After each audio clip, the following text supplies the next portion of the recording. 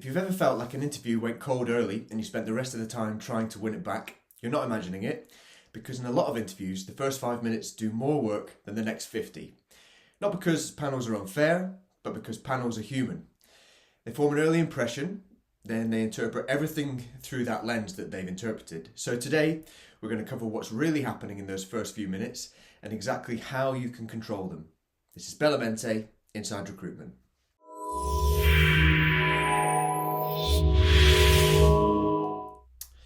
I've worked in recruitment across multiple industries and I've sat in enough interview debriefs to know this. Most hiring managers will say they stay open-minded, and many genuinely try to, but I've heard the same thing over and over from them, and that is them saying things like, I had a feeling early on, or something just felt off, or the reverse.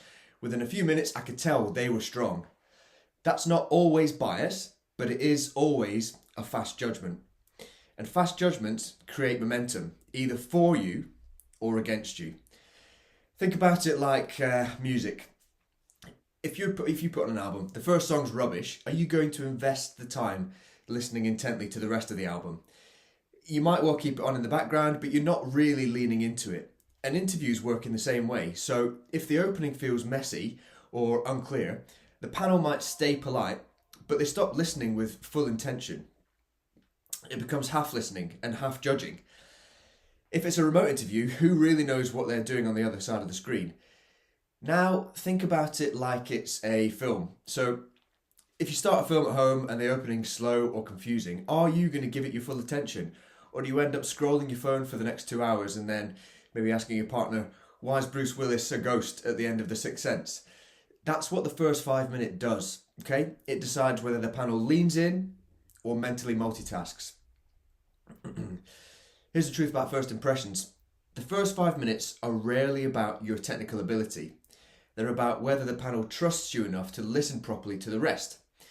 In those first minutes, people are scanning for signals. Okay, do you seem grounded, clear? Are you somebody that's safe to work with? Do you communicate with structure? Do you handle pressure without becoming chaotic? And there's the part that people might miss. Even if your content is good, if your delivery is scattered, the panel starts bracing for confusion. If your delivery is calm and structured, then more than likely they relax.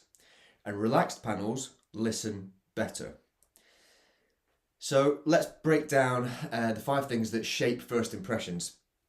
So first, your entrance and your energy. Okay, not in a theatrical way, in a really simple way. So things like, do you arrive flustered or settled? Do you speak at pace people can follow? Do you look like you actually want to be there? It sounds basic, but that's really important. Second, your first answer. So the first proper answer that you give is a big moment. If it's long, maybe vague and unstructured, you're going to create doubt in their minds. Whereas if it's clear and well-paced, you create trust. Third is body language. So your posture, your eye contact, your stillness, or conversely, your fidgeting. And this isn't about you acting, it's just about how you're being read. And we will do a full video on body language and interview presence because it matters a huge amount, perhaps more than people like to admit, okay? Fourth is how you can handle a pause. So, a lot of candidates panic in silence. They'll fill it with extra words or they'll talk themselves out of a good answer that they've already delivered. A calm pause actually reads as confidence. That is something that takes practice but is worth its weight in gold. And fifth, whether you match the level of the room. So if the panel's formal and you're overly casual, that might jar, yeah? If the panel is conversational and you're a little bit robotic, there's going to be an imbalance there as well. So you don't need to mirror them perfectly, but you do need to read the room. And here is a useful side note. If you can subtly match the panel's pace, tone, and level of formality, it often works in your favour because it reduces friction within the room. It plays to their unconscious bias. People tend to feel more comfortable with what feels familiar to them. This isn't about you being fake or becoming somebody that you're not. It's purely about awareness. You're keeping your personality, but you're adjusting the dial ever so slightly so that your message lands that little bit stronger. Okay, now here are the mistakes that usually damage the first 5 minutes.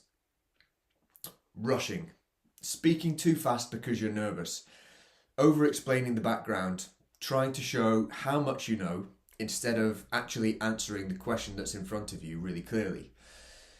Another thing is that you might apologise or add disclaimers, saying things like, I'm not sure if this is what you mean, or this might be a silly example.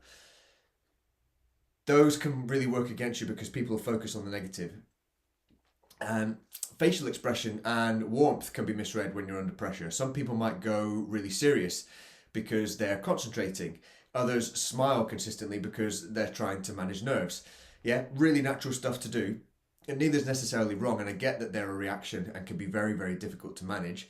But if I was to give advice, I think that it's not leaning too far in one direction. So you're just looking for steady, yeah, warm, professional, and present. Think of it as a relaxed focus rather than perhaps performing a personality. And the big one, starting without a structure. So you begin talking, you loop, you add context, and you never really land the point. That creates a lot of work for the panel. And believe me, interviewers are there to interview. They don't want additional work. What they want is clarity and things that are easy to score. So here's what you can do instead. This is your first 5-minute plan, yeah? Step 1, arrive settled. If you've got a minute before you go in, slow your breathing. Drop your shoulders, plant your feet. Your body affects your voice. Step 2, start with a strong opening line. When you answer the first question, begin with the headline, yeah? Begin with the outcome. Then give a short context, then go into action and impact. These are the bits that we covered in the previous video. That's going to show real control. Step 3, use one pause. So after the question, pause for a second. It feels longer to you than it does to them, I promise. That pause signal is a moment of thought though. It doesn't signal panic. It signals steadiness. Step 4, try and be concise with that first answer. Try to keep it relatively short, under 2 minutes if it's appropriate. And not because you're watching the clock, but because the first answer sets the psychological tone for the rest. If your opening answer is long and a bit winding, the panel expects more of the same. If your opening answer is clear and contained, then we talked about at the start, the panel starts to relax. Save the longer answers for the deeper questions later on. It's very unlikely that that first question is going to rely on a really deep answer that you need to go on for 5-10 minutes on. And remember, if they do want more detail, they will typically ask you for it. Okay? Step 5, end with certainty. Finish the answer cleanly. Try not to trail off. Don't keep adding extra points. Yeah, a clear ending makes you look confident. So let's make this practical. Yeah, if the first question is tell me about yourself, a weak start is so I've been working for a few years now and I've done a few different things, and I started in this area, then moved into that, and I've worked with different people. Obviously, you'd add in actual examples to that. A stronger start sounds a little bit like this. I'm going to use a therapist just because it's something that I know well enough. So I'm a therapist who specialises in adult trauma, and I'm known for my ability to make clients feel safe.